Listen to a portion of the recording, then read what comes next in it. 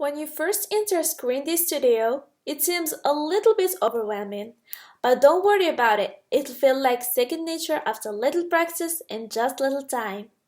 Starting from the top right on the studio, in the header bar, you can find the Changelog button, which you can use to check the different versions of the studio and the upgrades made in each. Then there's the Refresh button, which simply reloads the studio. And then the Profile button, which gives you a little preview about your account, along with a little Sign Out button. Going to the left side, at the top, you can see that we are currently on the studio. And if you click that little button in the corner, you can find other sections like the Help section. Note that you can access the Help section also by using the button with the question mark on the right. I highly recommend you to start with this section to get an idea about the many components existing in the library and how to use them. Going back to the studio, we can find in here the name of the current project we're working on and its icon, as well as the list of our previously created projects. Moving to the Tools bar, we have mainly 5 list buttons: New, Run, Debug, Publish, and more. First, the New List button.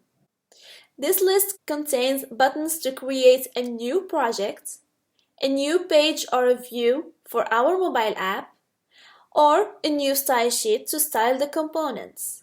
Second, the Run List button, under which we can find the Clean option, which discards build problems and rebuilds the project from scratch.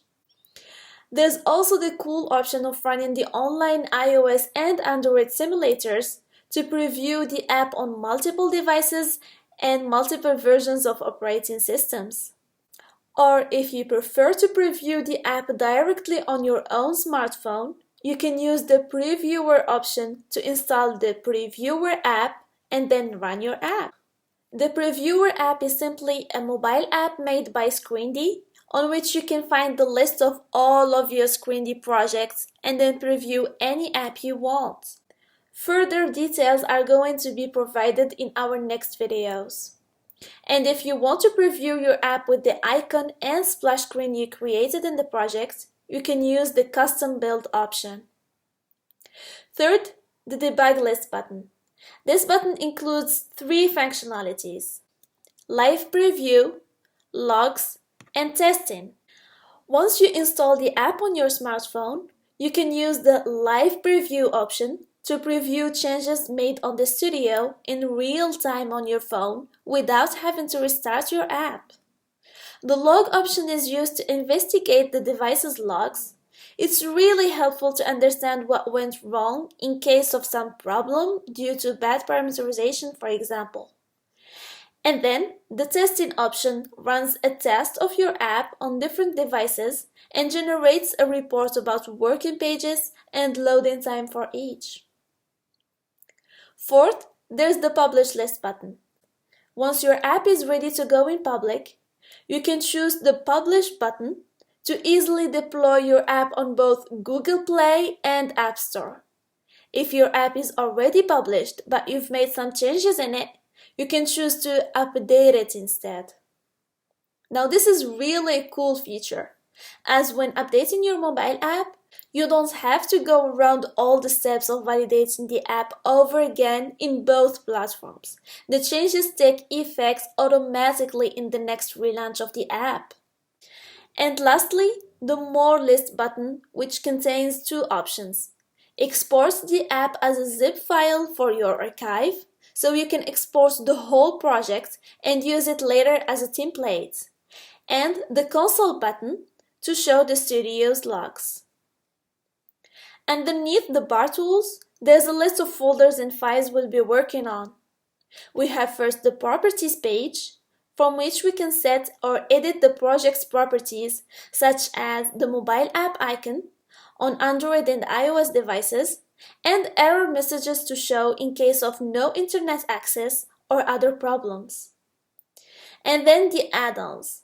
You can make your app even cooler and extend its functionalities by using different services like Google Analytics or the push service to get notifications on the device. So if you want to add that, this is the place to configure it. Then comes the media section. You can upload here the media you need, like PNG images to use in your projects, or import conceptual and design files to the documents, so you won't have to go back and forth between the browser and other softwares. Your files will be accessible in the studio from anywhere. Then there's the Views folder, which contains the list of created views, as well as the default ones, which are the home view, the splash screen, which shows up at the start of the mobile app while waiting for it to load, and the guide, which only shows one time after installation to show the end user how to use the app. Right after the views, there's the Styles folder, in which we have all our style sheets containing different styles that can be used in the app. The default style sheet in this folder is the main, but you can still add others. When you open a style sheet, you can edit it using the designer view or the editor view. In each style sheet, you can add style classes to give the components the awesome look you want. Next to the Folders section, we can find the library. Now this is where all the cool objects you might need are placed. You can find an object in its specific category, or you can look it up using the search box. Note that the library is only shown when you open a view, so make sure you have selected a page to start working on. And for that phone placed in the middle, that's going to be our playground. You can open the page you want from the Views folder and then drag the objects you need into the view. You can also check the code behind in the Code section, or split the view to watch both at the same time. You can also hide the library and the parameters layouts by toggling those buttons on the top to give more focus to the editor. And for each object selected, we can find its common and specific properties on the right, which we can configure, as well as the size that can be applied to it. On this tour, you probably noticed the shortcuts next to each option. Now those can be really helpful and make the task of creating mobile apps super fast. So don't forget to check them in the Help section.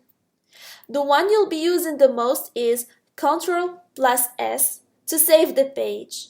You can check whether your page is saved or not by that little asterisk shown next to the name of the page on the top. And that's it. Again, it might seem like a lot at first, but after little practice, it'll be your favorite workstation.